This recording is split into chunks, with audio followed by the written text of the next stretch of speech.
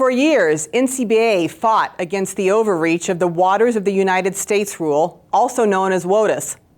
Those efforts paid off in 2020 as WOTUS was replaced by the Navigable Waters Protection Rule, removing the threat of excessive regulation of waters on farms and ranches.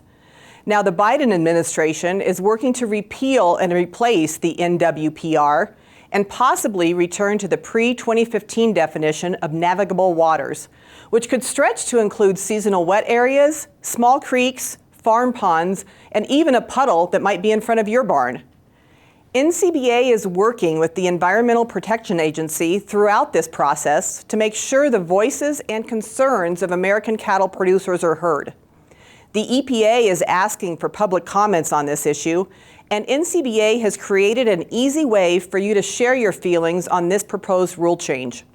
Just go to ncba.org and click on the Policy tab to sign a letter that NCBA will then submit to the EPA on behalf of the producers it represents.